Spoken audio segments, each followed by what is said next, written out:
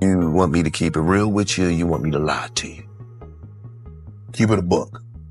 I said the Roc Nation Brunch ain't of nothing but Jay-Z putting a bunch of on the lawn and then going in the back door and saying, I told you I still run this shit. Give me the money. Wow. So at that point, I was busting moves faster than probably any other artist they had there. And I'm pretty sure that other artists and Jay-Z didn't like how fast I was moving. So when Dame did offer me that, I'm like, that's just another announcement I can make, because it's looking like Cam was like in a terrible situation. I'm starting to get my crew together with the Diplomats, and now I'm doing good as a solo artist. Jay-Z has long been hailed as one of the greatest to ever do it. But behind the billion-dollar empire and the polished public image, there are whispers of a much darker reality. Cam'ron and Gillie Da Kid are the latest to step forward with explosive claims accusing Jay-Z of using his influence to control and sabotage artists who refuse to fall in line. So he says he's in the studio playing it, and my verse come on, and Jay say, stop it, erase that shit, and just erase my whole verse. So Petey calls me, he like, can't. I gotta slow you down, though. From alleged blackballing to questionable business tactics, the stories coming out paint a picture of an industry heavyweight who plays by his own rules and isn't afraid to remove anyone who threatens his position. But is this just another case of former associates bitter about being left behind? Or is Jay really pulling the strings behind the scenes to keep his empire intact? Buckle up, because this one is messy. Basically, when I got the Roc-A-Fella, you know, I tried to ingratiate myself with everybody. That's a big word. I don't know what that means. Yeah, I'm trying to be cool with everybody. Okay, right. I'm trying to say, they already have something going, and I know. Ingratiate. So I'm trying to look that up later. Yeah, so I'm just trying to, You're like sidetracking your situation. trying to be cool with everybody, because y'all got your own thing. You know what I'm saying? I don't want to come in here and seem like I'm stepping on toes or whatever. So I'm cool with everybody, you know, hey, this, that, and the third. And, you know, Jay's a competitor. You know what I'm saying? So me coming there, I don't know, this was Dame's situation. This ain't something that he did. So, you know, first thing that happened, I brought K Slay up there. And I guess I didn't know he was mad at K Slay, because K Slay must have played Ether at the time, and he was mad at Nas for Ether and all this other we shit. never heard this story, Cam. Yeah, I'm telling you what happened. You ask K Slay. So I've never heard this story, Cam. Wait a minute. what? So you saying you run K Slay up to baseline? Yeah. Okay, and this is after K Slay, he definitely voted for Nas Ether. I remember this. Continue. Yeah, so I brought him up there, because, you know, we using K Slay to host our mixtape. So K came up there, boom. Jay wasn't there. But as I'm leaving, Jay is in the lobby of baseline.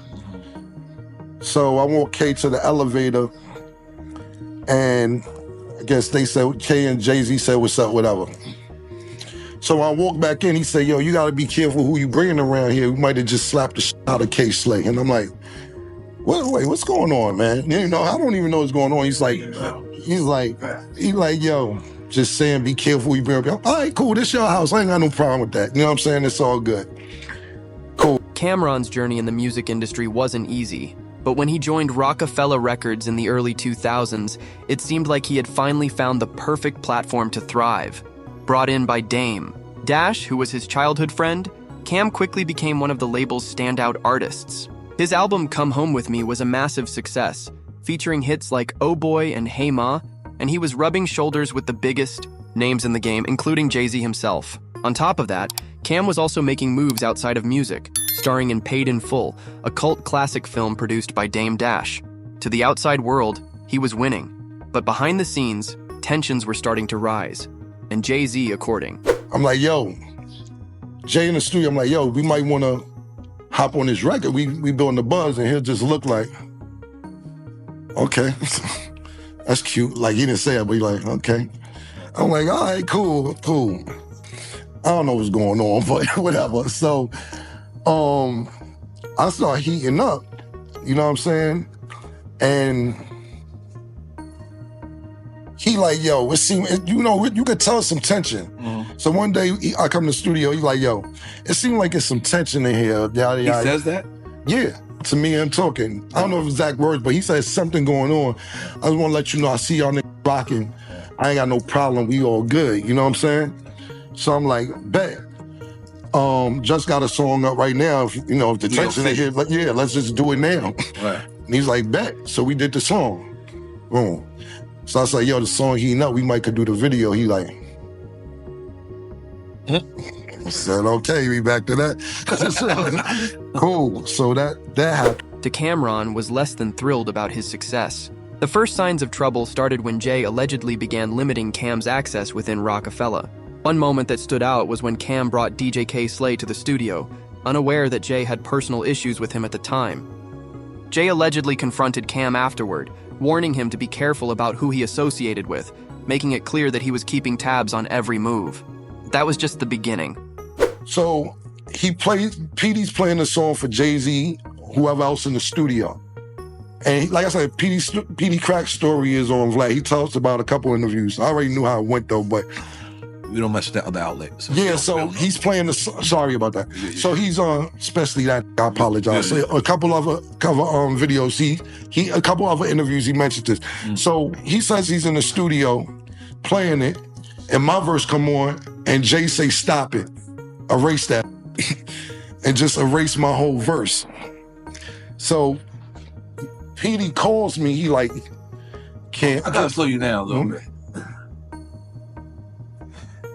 You saying the original one for Petey Crack, you're on there? Yes. With Jewels? Yes. Petey's in the studio. He actually plays the record. No, this is what happened. So, bam. Jay one day was like, bringing Zeke in. Yeah. Bam. Jay one day was like, I did a little something for you in the studio. I was coming in the studio, he was walking out. So I'm like, then he had something to Old Boy. And I was like, this is Old Boy's already number one? Yeah, it's popping. All right. Yeah, this is popping. Yeah, this is popping, Old Boy. The rough draft for Old Boy. No, this is when Old Boy's already lit. Right. You on tour. Right. So I listened to it and I was like, erase that. You see, did this to me, so I was like, yo, you a different type of pack. I erased it. And that's how the song got erased. You know what I'm saying? Because of these two bad deals that I came out of, I know where the money should be going. I know how much should be allocated to marketing, how much should be allocated to promotion, how much should be allocated to the studio, etc. I understood the business. So at that point, I was busting moves faster than probably any other artist they had there. And I'm pretty sure that other artists and Jay-Z didn't like how fast I was moving. So when Dame did offer me that, I'm like, that's just another announcement I can make, because it's looking like Cam was like in a terrible situation. I'm starting to get my crew together with the Diplomats, and now I'm doing good as a solo artist. Let me make this announcement, even though it was a real announcement that Dame told me. We just couldn't figure it out contractually. But I didn't know he didn't consult with Jay-Z about it. But when you ask me, do I feel the blame? Maybe I did jump the gun and talk about it too soon, because no contracts was signed, no deal was done. But I'm looking at it as, okay, this is Cam coming out of a shitty situation, busting all these moves in a small time. Cam also claims that Jay blocked him from certain opportunities, going as far as having his verses erased from songs without explanation. One specific instance involved rapper Petey Crack, who had recorded a track with Cam, only for Jay to later step in and demand that Cam's verse be removed. Instead of backing down, Cam got his revenge by cutting Jay's verse from one of his own songs. But the real breaking point came when Dame Dash made a bold move that would set off a chain reaction of chaos. I don't understand that.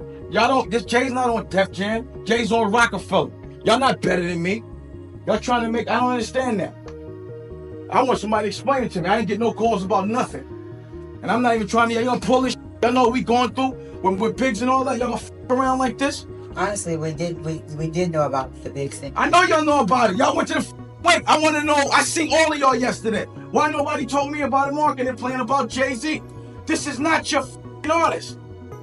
Y'all don't do nothing for Jay-Z without me. What the That's why y'all trying to make this like, oh, that's also, y'all don't want to promote me and him got a beef too? Because we don't. How y'all got a meeting about Jay without me? How y'all make any decisions about Jay without me? Huh, John? Damon, how you gonna have a problem with me? Because I'm asking you because you here on Jay's behalf. I bet you Jay don't know I wasn't invited. I bet you that. An email, now we discuss things through email. Everybody wants a jacket. If you want to do something, make a motherfucker like tour jacket. We don't want that. No, why do I need Beanie Man and Memphis Bleak wear the Def Jam jacket? They on Roc-A-Fella. All of a sudden, they got jackets with their names on and on tour and makes it look like a Def Jam tour. Wait a second, all right, look, you're a president of a company, right? So that means you're smart. Am I right? So don't sit there and play dumb. Now, wait. If everybody on this tour has a Def Jam jacket on, what would be the general perception of this? When people just walking around and don't know nothing, what would it look like? That's different. People think that. So then, knowing this, why would you be extra sensitive about giving everybody Def Jam jackets on this tour?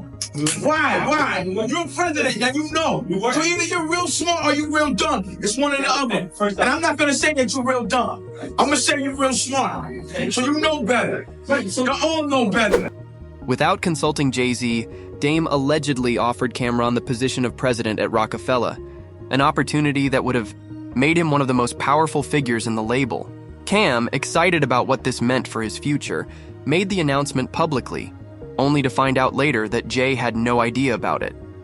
And when Jay found out, let's just say he shut that down with quickness. According to insiders, Jay was furious at the idea of Cam stepping into a leadership role and immediately made sure it would never happen. For Cam, this was confirmation that Jay saw him as competition rather than an ally, and from that point on, any hopes of a strong partnership were over. This pattern isn't exclusive to Cam'ron either. Other artists have come forward over the years with similar allegations. Gillie Da Kid, for example, claims that after he turned down a Roc-A-Fella contract because he didn't like the terms, Jay made sure to make his life difficult in the industry. So back in the day, Hov tried to sign my group Major Figures. It wasn't just Hov, it was Dame Dash, it was Roc-A-Fella. Okay. You know, I didn't feel as though that the contract was right, so I didn't accept it. And let's talk about the infamous Roc Nation Brunch, an event that Jay-Z throws every year, where he invites the biggest names in music, entertainment, and business. On the surface, it looks like a celebration of black excellence, but Gillie has a different perspective. You want me to keep it real with you, or you want me to lie to you? Keep it a buck. I said the Roc Nation Brunch ain't of nothing but Jay-Z putting a bunch of on the lawn and then going in the back door and saying, I told you I still run this shit. Give me the money. Wow. He claims the brunch is nothing more than a power play, a way for Jay to remind everyone who's really running the game. According to Gillie, Jay gathers artists, smiles for the cameras, and then makes behind-the-scenes moves that ensure he stays on top while everyone else remains in his shadow. Now, the big question remains. Is Jay-Z truly the mastermind pulling the strings in the industry, making sure no one rises above him? Or is this just another case of artists feeling bitter after falling off? Many fans argue that Jay is simply a strategic businessman who made tough decisions to protect his brand. But others point to the long list of artists who have accused him of manipulation and say there's too much smoke for there not to be fire. Either way, the conversation isn't going away anytime soon. What do you think? Is Jay-Z just playing the game better than everyone else? Or is there some truth to the claims that he's intentionally keeping others from shining? Let us know, because this story is far from over.